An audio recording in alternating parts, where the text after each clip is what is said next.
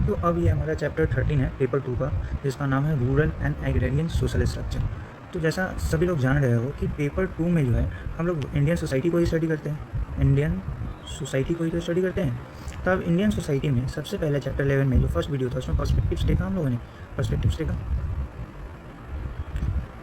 Perspectives देखने के बाद चैप्टर 12 में हम लोगों ने क्या देखा, इम्पैक्ट ऑफ कॉलोनियल रूल देखा ऑन इंडियन सोसाइटी। अब आ गया है चैप्टर 13, जहाँ पर हम लोग देखते हैं rural and agrarian social structure को। तो इस चैप्टर में रूरल में मेनली जो है जो डिबेट होगा वो सारा इसी अराउंड होगा, ट्रेडिशनल व्यू और modern view, traditional versus modern view, contemporary view. यानी कि जो हमारी विलेजेस है उसके बारे में होगा, इंडियन विलेजेस के बारे में होगा, वहाँ की सोसाइटीज़ के बारे में होगा। और इंडियन विलेजेस में भी जो मेन डिबेट रहता है इन दोनों के बीच में, क्या ये सेल्फ सफिशिएंट है या फिर ये डायनेमिक है, यानी कि क्या ये स्टैटिक है, आइसोलेटेड है, या फिर ये डायनेमिक है। इसी के रिवॉल्वेट पूरा डिस्कशन होगा। और एग्रेरियन सोशल स्ट्रक्चर में जो हम लोग मेन स्टडी करेंगे वो ये होगा कि प्री कॉलोनियल टाइम में जो सेटअप था विलेजेस का वो कैसा था, और पोस्ट इंडिपेंडेंस के बाद सेटअप जो है वो कैसा होंगे। तो हालांकि पूरे चैप्टर को जैसे मैं हमेशा हर वीडियो में जोड़ता हूँ कुछ थीम्स में, तो वो थीम कुछ इस प्रकार से है। Nature of Indian villages, isolation versus integration, पहला थीम। जैसा कि मैंने बताया कि आइसोलेटेड है या फिर डायनेमिक है, इंटीग्रेटेड है, मार्केट सेलिंग है यानी। और जो डिफरेंट विलेज स्टडीज़ की गई एम एन श्रीनिवास के द्वारा, एंड्रे बैटले के द्वारा, एस.सी. डुबे के द्वारा, और उनका जो मेथोडोलॉजी हुआ, यानी कि कुछ लोग जो थे विलेज में स्टडी किए, कुछ लोग जो व्यू फेस पास किए, तो उन चीज़ों के बारे में पढ़ेंगे। कॉलोनियल लैंड टेन्योर सिस्टम क्या क्या था, जैसे कि permanent system, Ryotwari system, Mahalwari settlement, और success and failure of land reforms last में हम लोग पढ़ेंगे। तो ये हमारा कुछ मेजर थीम्स हो गया। तो सबसे पहले हम आते हैं आइडिया ऑफ इंडियन विलेज। तो traditional view of Indian village क्या था? तो traditional view of Indian village ये था कि हमारी जो विलेजेस हैं वो सेल्फ सफिशिएंट है, सेल्फ सफिशिएंट है, आइसोलेटेड है,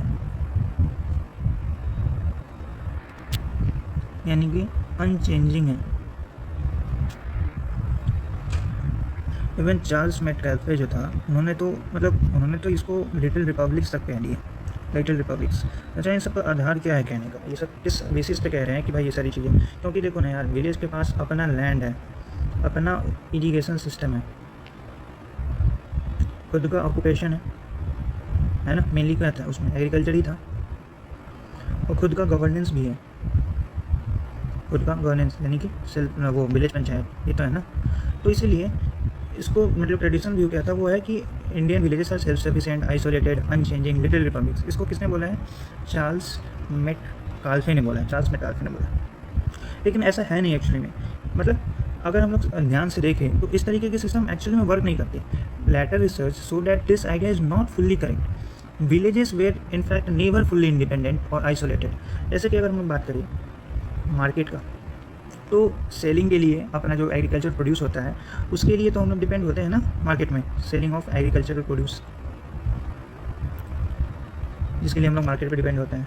इतना ही नहीं, हम लोग स्टेट को अपना लैंड रेवेन्यू भी देते हैं, और अगर ध्यान दें तो ये जो कास्ट एंड किनशिप सिस्टम है ये क्या सिर्फ इंडियन विलेजेस में है या it is spread across regions? तो ये सब कहीं ना कहीं इस बात की तरफ इशारा करता है that villages are not isolated but part of a wider caste system and regional structure, है ना, जिसको एम एन श्रीनिवास जी ने भी बोला था। तो ये क्रिटिसिज्म हो गया ट्रेडिशनल व्यू का कि ऐसा नहीं है कि वो सेल्फ सफिशिएंट है। कहीं ना कहीं मार्केट में हम लोग एग्रीकल्चर प्रोड्यूस को बेचने के लिए स्टेट को लैंड रेवेन्यू देते हैं, और कास्ट एंड किनशिप जो है एक वाइडर कास्ट मतलब पूरे रीजन्स में स्प्रेड है और इंडियन विलेजेस में पाया जाता है। तो कहीं ना कहीं कनेक्शन तो है ही। एम एन श्रीनिवास जी ने बोला, ए डिसाइड जो मार्क्सिस्ट व्यू थे उन्होंने बोला कि ये इंडियन विलेजेस जो है ये जैसे इन्होंने व्यू पे बात किया था, एम एन श्रीनिवास जी ने, इन्होंने बात किया था कि Indian villages were deeply set by agrarian class relation and colonial land revenue system, यानी permanent settlement, Ryotwari system, Mahalwari settlement, ये जो हुआ, और एग्रेरियन क्लास रिलेशन यानी कि कम्युनिटी बेस्ड सिस्टम से ये जो कमर्शियलाइजेशन ऑफ एग्रीकल्चर हुआ, प्राइवेट लैंड ओनरशिप चीज़ें हुआ। तो इंडियन विलेजेस कहीं ना कहीं इन सब चीज़ों से सेफ हुआ, मतलब उनके जो फीचर्स है कहीं ना कहीं इन कॉलोनियल रूल से और ये क्लास सिस्टम से कहीं ना कहीं सेफ हुआ। एम एन श्रीनिवास जी का कहना था कि Indian villages are just a part of the wider caste system. लेकिन एंड्रे बेटली का फिर क्या कहना था? एंड्रे बेटली का कहना था villages show overlap of caste, class and power. इन्होंने अपने स्टडी में यही देखा कि विलेजेस क्या है, कास्ट, क्लास, पावर। इन्होंने सिर्फ क्लास के बारे में बोला था, इन्होंने कास्ट, क्लास, पावर तीनों के बारे में बोला। इन्होंने संस्कृताइजेशन, वेस्टर्नाइजेशन भी दिया, और साथ में ये बताया कि वाइडर कास्ट सिस्टम का पार्ट है। दस the idea of Indian village study should be seen in terms of dynamic. मतलब मान लो, मतलब एकदम याद कर लो कि भाई अब मतलब हमें सब क्या करना है, ट्रेडिशन भी कुछ कह रहा है, मॉडर्न में ये इन थिंकर्स कुछ और कह रहा है। तो बस इन सब चीज़ों से जो है दस the idea of Indian villages यानी कि मॉडर्न व्यू का एम.एन. श्रीनिवास, ए.आर. देसाई और एंड्रयू बैटले जो समर्थन कर रहे हैं, और ट्रेडिशनल व्यू का कौन समर्थन कर रहे हैं, तो वो चार्ल्स मेटकाल्फे कर रहे हैं। तो क्या है कि माना क्या जा रहा है कि does the dynamic social relation not as a state republic, simple static republic नहीं माना जाए, लिटिल रिपब्लिक नहीं माना जाएगा। तो फीचर्स क्या थे जो इंडियन विलेजेस का, एक तो हम लोग देख लिए कि भैया ये डायनेमिक है ना, आइसोलेटेड है ना, इट इज़ डायनेमिक, इंटरकनेक्टेड तो है ही। और क्या फीचर्स हो सकता है, एग्रेरियन बेस, ठीक है ना, agriculture he main source of occupation था, मेन सोर्स ऑफ अर्निंग था एग्रेरियन बेस। और क्या है, कास्ट सिस्टम है सोसाइटी में, और लेकिन कास्ट सिस्टम होने के बाद यूनिटी भी है एंड डिवाइड भी है, यानी कि फेस्टिवल्स मनाते हैं साथ में, बट डिवाइड भी तो है, एक्सप्लॉइटेशन भी तो है, क्लास बेसिस पे एक्सप्लॉइटेशन भी तो है, यूनिटी तो है ही और डिवाइड भी है। और क्या है, जॉइंट फैमिली का सिस्टम है, जॉइंट फैमिली और किनशिप का सिस्टम है, and that is also spread across regions. तो ये हो गया हमारे फीचर्स ऑफ इंडियन विलेजेस, ठीक है, फीचर्स ऑफ इंडियन विलेजेस। आज के व्यू में देखें तो कंटेम्प्रेरी व्यू क्या है, ठीक है, इट इज नॉट आइसोलेटेड। आज का व्यू देखें तो it is Indian villages are not isolated and और अनचेंजिंग, ऐसा नहीं है, ठीक है ना। इंडियन विलेजेस आज के समय में जो है, Indian villages are dynamic and these are influenced by education, migration,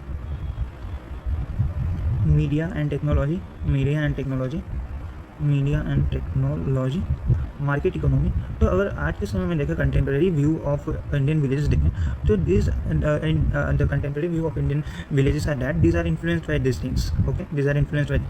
education में क्या है, एजुकेशन में यह है कि यूथ जो है सिटीज़ की तरफ जाते हैं, तो कहीं ना कहीं इंडियन विलेजेस का चेंज आता है, माइग्रेशन भी होता है, तो उसमें भी यही चीज़ है कि यूथ जो है going to the cities and this brings change in the villages. Media और technology, mobile phone, social media in rural areas, इन सब चीज़ों के कारण भी चेंज आया है। मार्केट इकोनॉमी से क्या होगा कि कैश क्रॉप्स, कॉन्ट्रैक्ट फार्मिंग, ठीक है ना। तो इस सब चीज़ों से कह सकते हैं कि so the Indian villages should be understood as dynamic, है ना, डायनेमिक, कनेक्टेड और चेंजिंग। उनको आइसोलेटेड नहीं किया जा सकता, हाँ, लेकिन still deeply shape by agrarian structure, caste और किनशिप। ये बात हो गई हमारी कंटेम्प्रेरी व्यू की। तो ठीक है, अभी तक हम लोगों ने क्या देखा कि ट्रेडिशनल व्यू था जिसमें ये कहता था कि नहीं भाई आइसोलेटेड, ये कुछ चेंजिंग अनचेंजिंग है, लिटिल रिपब्लिक है, क्यों है, तो उसका कारण भी दिया है कि यहाँ भाई लैंड है, अपना इरीगेशन सिस्टम है, ऑक्यूपेशन है, गवर्नेंस है, तो हम लोग क्यों नहीं कहेंगे भाई आइसोलेटेड है। चार्ल्स मेटकाल्फे ने कहा था, लेकिन क्रिटिसिज्म भी तो यही था कि देखो मार्केट से तो लिंक है ही, स्टेट को भी लैंड रेवेन्यू दे रहे हैं, और ये जो कास्ट एंड किनशिप का नेटवर्क है इंडियन विलेजेस में थोड़ी ना, it is spread across regions. तो does Indian villages are not isolated but part of wider caste system. Features में हम लोगों ने देखा कि ठीक है, डायनेमिक है, एग्रेरियन बेस है, कास्ट सिस्टम है, जॉइंट फैमिली सिस्टम है, यूनिटी एंड डिवाइड भी है। कंटेम्प्रेरी व्यू यही हो गया कि Indian right now in today's tense in contemporary view that Indian villages are influenced by education, migration, media and technology and market economy. तो अगर हम लोग कुछ PYQs को देखें जो यूपीएससी ने पूछा है, तो अभी थोड़ा सा और अच्छे से समझ पाएंगे कि क्या कैसे पढ़ना है। Indian villages are little republic critically exam में, तो फिर चार्ल्स मेटकाल्फे का ही व्यू है कि Indian republic, Charles Metcalfe said that Indian villages are little republic. ऐसे इंट्रोडक्शन लिखेंगे, फिर उसके बाद क्यों इसने बोला था कि because it has on land, irrigation, occupation, governance, ठीक है, बट क्रिटिकली एग्जामिंग बोला है तो कहीं ना कहीं नेगेटिव पॉइंट्स भी लिखेंगे, मतलब ये इनके सपोर्ट में ये सारी चीज़ें थी, तो इनके अपोज में जो चीज़ें थी वो भी लिखेंगे कि कैसे क्रिटिसाइज हुआ इनका। Indian villages are linked to market से लिंक था, और किस चीज़ से लिंक है, लैंड रेवेन्यू देते हैं, और ये जो कास्ट सिस्टम है, किनशिप है, फैमिली है, it is spread across regions, ठीक है, तो दैट इज इस तरीके से क्रिटिकली एग्जामिन किया। Are Indian villages really self sufficient and changing, वही सेम आंसर होगा मार्केट से, नो, इसका आंसर हो जाएगा नो। मार्केट का दे दो, कास्ट और किनशिप जो स्प्रेड अक्रॉस रीजन्स हो गए, और क्या चीज़ हो जाएगा, land revenue system, give land revenue to the state, ठीक है। Are Indian village really self sufficient and changing, no. Examine changing nature of Indian villages in the context of migration, तो ये कंटेम्प्रेरी रिलेवेंस का बात कर रहा है, migration से youth are moving towards the cities and that's why Indian villages are changing, है ना। तो कंटेम्प्रेरी रिलेवेंस बताया मैंने, ये लिख देना है यहाँ पे बस। अब कंक्लूजन क्या है, idea of Indian villages move from being self sufficient और लिटिल रिपब्लिक, ये तो अब है नहीं, ठीक है ना, ये इससे आगे बढ़ चुके हैं हम लोगों ने बोला कि ये डायनेमिक है। अब विलेज स्टडीज़ इन इंडिया, क्योंकि अब सोचने वाली बात है कि village studies, why village studies in India. 70 to 80% population live after independence, और 70 to 80% population live in the villages. So studying villages is equals to studying Indian society, क्योंकि वहीं तो लोग रह रहे हैं, और कहीं ना कहीं पॉलिसी मेकिंग में भी तो हेल्प मिलेगी ना उन सब चीज़ों से। तो that is why village study necessary था, है ना। Village studies become the foundation of Indian sociology and give many important concepts and theories, है ना, जैसे कि sanskritization, westernization, dominant caste class power, इन सब चीज़ों के बारे में। तो during colonial rule, administrators like Charles Metcalfe called Indian villages as, but after independence क्या है, sociologist M N. Srinivas, A R. Desai, है ना, और एंड्रयू बैटले लोगों ने बताया कि आइसोलेटेड नहीं है ना। कैसे, तो फील्ड वर्क स्टडी किया उन्होंने, फील्ड वर्क बेस्ड स्टडी किया, यानी कि विलेज में जाकर रहे और तब बताया। तो देखते हैं मेजर विलेज स्टडीज़ किसका, एम.एन. श्रीनिवास। तो एम.एन. श्रीनिवास जी ने बेसिकली संस्कृताइजेशन, वेस्टर्नाइजेशन और डोमिनेंट कास्ट के कंसेप्ट को लिया था अपने विलेज स्टडीज़ में।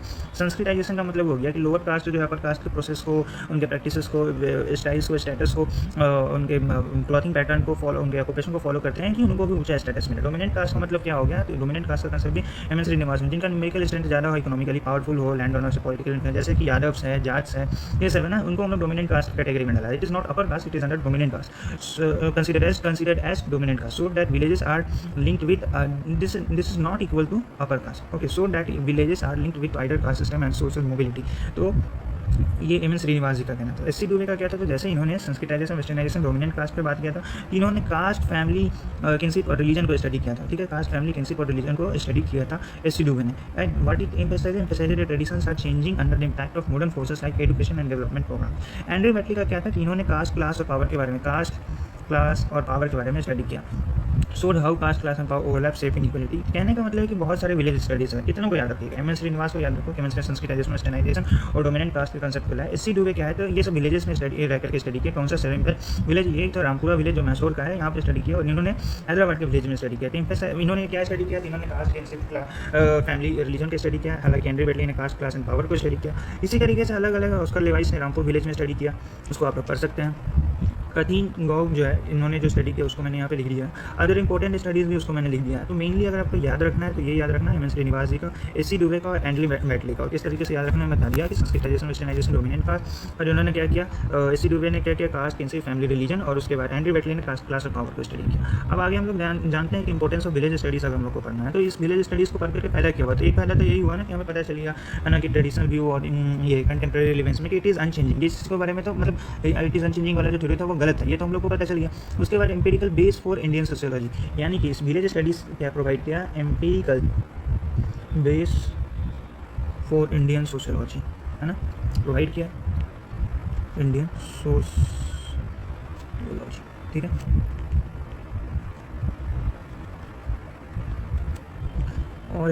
और क्या चीज़ हुआ, जो सोशल चेंज हो रहे थे सोसाइटी में, अंडरस्टैंडिंग सोशल चेंज जो सोसाइटी में हो रही, क्यों हो रहा है, एजुकेशन, अर्बनाइजेशन, माइग्रेशन, इन सब चीज़ों के कारण, है ना. कास्ट, क्लास, पावर, मतलब हर किसी का अलग अलग कहना था. इनका कहना था मतलब एम.एन. श्रीनिवास संस्कृताइजेशन, वेस्टर्नाइजेशन ये कारण था. और एम.एन. श्रीनिवास जी का कहना था, एस.सी. दुबे का कहना था कि this is because of caste, kinship, family और रिलीजन, है ना. और modern forces like education and development programmes. और एंड्रयू बैटली का कहना था this is because of the caste, class and power, that caste control, मतलब examples land owners from dominant caste control not only agriculture but also politics. ठीक है ना. तो हर किसी का व्यू था अंडरस्टैंडिंग सोशल चेंज का, कि वो जो सोसाइटी में चेंज हो रहा है वो क्यों हो रहा है, तो उसका भी व्यू था. और क्या हो सकता है, तो कंसेप्चुअल कंट्रीब्यूशंस हुआ. कंसेप्चुअल कंट्रीब्यूशंस कैसे, तो संस्कृताइजेशन, वेस्टर्नाइजेशन, डोमिनेंट कास्ट, ये सब चीज़ें भी हम लोग को समझ में आया. कास्ट, क्लास, पावर, ये सब हुआ. और चौथा क्या फायदा हुआ, पॉलिसी रिलेवेंस, यानी कि ये सब कर करके पॉलिसी मेकिंग में हमें फ़ायदा मिला, है ना. जैसे कि Panchayati Raj, land reforms, rural development schemes, Panchayati Raj, land reforms, green revolution, है ना. और क्या हो सकता है इसका, रूरल डेवलपमेंट स्कीम्स. क्रिटिसिज्म क्या है विलेज स्टडीज़ को, मतलब क्या है, तो ओवर एम्फेसाइजेस ऑन विलेज, मतलब विलेज को एक यूनिट मान करके उस पर बहुत ज़्यादा एम्फेसिस कर दिया. Over emphasises on village as a unit, ignored its linkages with wider political economy and urban world. और क्या हो सकता है, नेग्लेक्ट माइक्रो प्रोसेस, मतलब जैसे नेग्लेक्ट कॉलोनियलिज्म, इसके बारे में कोई चर्चा नहीं है, सिर्फ विलेजेस से स्टडी. कैपिटलिज्म का कोई चर्चा नहीं है, स्टेट पॉलिटिक्स का कोई चर्चा नहीं. अर्बनाइजेशन का है लेकिन ग्लोबलाइजेशन का चर्चा नहीं है. और क्या है, मिडिल क्लास बायस है कि नहीं, middle class bias. Most sociologist study well of और dominant caste, less focus on poor, women और मार्जिनलाइज. सिर्फ अपर कास्ट के बारे में ज़्यादातर सोशियोलॉजिस्ट ने बात किया है. मेथोडोलॉजिकल इशू, मतलब कह सकते हैं ना कि भाई बहुत ही ज़्यादा टू मच डिस्क्रिप्टिव था, है ना. थियोरेटिकल डेप्थ जो है लैक किया है. डिस्क्रिप्टिव था सिर्फ, थ्योरेटिकल प्रैक्टिकल अप्रोच ये सब नहीं थी, सिर्फ डिस्क्रिप्टिव था. कंक्लूजन अब क्या कह सकते हैं हम लोग कि विलेज स्टडीज सारे माइलस्टोन ऑफ इंडियन सोशियोलॉजी. ठीक है, जो हम लोगों ने बताया वहाँ पे अभी तक हम लोगों ने यही देखा कि क्या है, empirical base of Indian sociology जो बताया. और क्या, they give Indian sociologics on identity by moving away from only western theories. अपना आइडेंटिटी वेस्टर्न थ्योरीज का टाइप मैंने बताया. Sanskritization, while they have limitations they remain important because they explain how caste, class and power operate in rural India. जो social change का कारण बना, society में change हुआ, कास्ट, क्लास और पावर नेक्सस. यूपीएससी आंसर्स में जो है ना एग्रेरियन डिस्ट्रेस, इन सब इशूज़ को जरूर लिखना, फार्मर प्रोटेस्ट में चाहिए, तो मैंने यहाँ पे लिख दिया. अब देखो हमारा यहाँ पे 2 पार्ट था, ठीक है। चैप्टर का जो शुरुआत में हम लोग किया था रूरल और एग्रीन। मैं बताया था रूरल में सिर्फ इंडियन विलेजेस की स्टडीज़ और इन सब चीज़ों के बारे में सेल्फ सफिशिएंट है या नहीं, डायनेमिक व्यू है या नहीं। तो यहाँ पे चार्ल्स मेटकाल्फे और वर्सेस ये एम एन श्रीनिवास हो गया, ए आर देसाई हो गया, एस सी डुबे हो गया, एंड्रे बैटली हो गया, तो ये चीज़ों को करेंगे। अब एग्रीरियन सोशल स्ट्रक्चर में प्री कॉलोनियल टाइम में क्या था और पोस्ट इंडिपेंडेंस में क्या था, उसको हम लोग करने वाले। तो एग्रीरियन सोशल स्ट्रक्चर जो दूसरा पार्ट है उसको हम लोग स्टडी करने जा रहे हैं। The agrarian system of India is deeply shaped by land tenure systems under colonial rule and post independence land reforms, ठीक है। तो evolution of land tenure system जो है ये हुआ कैसे, तो दिस इज ये जो इवोल्यूशन हुआ है it is because of the permanent settlement, zamindari settlement and Mahalwari settlement. इन्हीं सब चीज़ों के कारण रोहितवारी सेटलमेंट और आगे हम लोग महलवारी सेटलमेंट सिस्टम, इन सब चीज़ों के कारण ये जो है इवोल्यूशन हुआ। क्योंकि कॉलोनियल रूल के समय जो लैंड था वो एक कम्युनल रिसोर्स था, कम्युनिटी बेस्ड फार्मिंग होती थी और ये माना जाता था कि पीजेंट्स को ट्रेडिशनल राइट से कल्टीवेशन का। लेकिन कॉलोनियल पॉलिसीज़ के कारण, यानी कैसे पॉलिसीज, कॉलोनियल पॉलिसीज जो जमींदारी, रोहितवारी, महलवारी सेटलमेंट लाए, उससे जो लैंड जो है ना अब एक प्राइवेट प्रॉपर्टी बन गया। अब लैंड को एक प्राइवेट प्रॉपर्टी की तरह देखा गया और जो एग्रीकल्चर भी वो भी उसका कमर्शियलाइजेशन हो गया। Different systems were introduce, permanent settlement, Ryotwari settlement, Mahalwari settlement. तो अब एक एक करके देखते हैं क्या है परमानेंट सेटलमेंट, वैसे हम लोग इसको मॉडर्न हिस्ट्री में पढ़ ही लेते हैं। तो बंगाल, बिहार, उड़ीसा में इसको इशू किया गया, किसके द्वारा, लॉर्ड कॉर्नवालिस के द्वारा। और इसके फीचर क्या है, तो जमींदार, परमानेंट सेटलमेंट जिसको जमींदारी सिस्टम भी कहते हैं। Zamindars made hereditary honours of land, जैसे कि हमने देखा कि पहले क्या होता था, पीजेंट्स का राइट रहता था, peasants have traditional rights of cultivation. लेकिन अब क्या हो गया, zamindars have hereditary honours of land. Fix land revenue 11 में से 10 भाग जो है स्टेट के पास चला जाता था और 1 भाग ही जमींदार के पास रहता था। तो इसका इम्पैक्ट क्या हुआ, created a class of land lords loyal to the British and peasants lost rights become tenants, led to exploitation, rack renting, absentee land royalism and rural poverty. इसी तरीके से रोहितवारी सिस्टम को भी मैंने लिखा हुआ है, पढ़ सकते हो, है ना। इसको सोशियोलॉजी में पढ़ने का कोई बहुत मतलब है नहीं, महलवारी सिस्टम में इसको हम लोग हिस्ट्री में पढ़ते हैं। और अगला है लैंड रिफॉर्म्स आफ्टर इंडिपेंडेंस। क्या क्या हुआ था आफ्टर 1947 का, जो सबसे पहले तो जमींदारी सिस्टम को हटा दिया गया, ठीक है, जमींदारी सिस्टम को हटा दिया गया, एबोलिशन ऑफ जमींदारी सिस्टम। तो एबोलिशन ऑफ जमींदारी सिस्टम, तो इससे क्या हुआ, इट रिड्यूस्ड इंटरमीडियरीज और land was transfer to tenants. Okay, tenancy reforms हुआ, इससे क्या हुआ, रेंट कंट्रोल और टेन्योर सिक्योरिटी। और क्या रिफॉर्म हुआ, लैंड रिफॉर्म्स आफ्टर इंडिपेंडेंस, और क्या हुआ, ceiling and land holdings. Laws were made to fix the maximum limit of land a person और फैमिली कुड ऑन, ठीक है, ये भी हुआ। Given to landless poor, extra land जो होता था वो दे दिया जाता था लैंडलेस पुअर को। इसका इम्पैक्ट क्या हुआ, many landlords hide land under different names, बेनामी प्रॉपर्टी। उसके बाद redistribution happened but on A small scale. Consolidation of holding, एक ये भी हुआ, कंसोलिडेशन ऑफ लैंड होल्डिंग्स, क्योंकि जब स्मॉल पीसेस ऑफ लैंड है तो उसमें खेती करना मुश्किल होता था। मुश्किल क्या, अगर और उसको कंबाइन कर दिया जाए, कंसोलिडेट कर दिया जाए तो फिर आसान होता था, है ना। एंड इससे क्या होती थी, प्रोडक्टिविटी भी इंप्रूव होती थी। और भूदान एंड ग्रामदान मूवमेंट्स ये सब भी चलाया गया। भूदान का मतलब क्या हो गया, लैंड को गिफ्ट में देना, ऐसा। ग्रामदान यानी कि पूरा का पूरा विलेज गिफ्ट में दे देना। इन सब तरीके के रिफॉर्म्स चलाए गए आफ्टर इंडिपेंडेंस। तो इसके पॉजिटिव इंपैक्ट्स क्या हुए, पॉजिटिव इंपैक्ट जो फ्यूडल स्ट्रक्चर कॉलोनियल टाइम से चलते आ रहा था वो वीक हुआ, है ना। और gave ownership rights to many peasants, क्योंकि पीजेंट्स से राइट्स छीन चुके थे। Improve agriculture productivity in some regions, land consolidation से। लिमिटेशंस क्या, अनइवन इम्प्लीमेंटेशन अक्रॉस स्टेट्स, सब जगह बराबर नहीं हो पाया।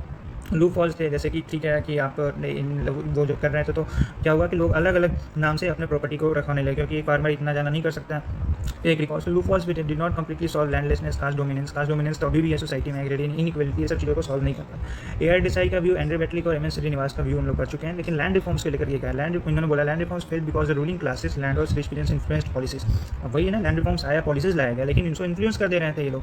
सो Andre Beteille so that caste and class, Andre Beteille का मार्क्सिस्ट पर्सपेक्टिव है, caste and class A R Desai का मार्क्सिस्ट पर्सपेक्टिव एंड्रे बैटली का था। So that caste and class overlap in land holding, dominant caste benefited most, ये इन्होंने भी same बात कहा। और एम एन से rural power shifted of dominant caste, ये डोमिनेंट कास्ट का कंसेप्ट किसने लाया था, M N Srinivas after reforms. Conclusion क्या हुआ, लैंड रिफॉर्म्स आफ्टर इंडिपेंडेंस वे major step towards agrarian transformation society था, लेकिन but due to poor implementation, loopholes and power of dominant caste, reforms only achieve partial success. Paper पे ही था, है ना, ग्राउंड रियलिटी पे थोड़ा सा वीक पर पार्शियल सक्सेस हुआ। Issue of land inequality and rural poverty still continues in India.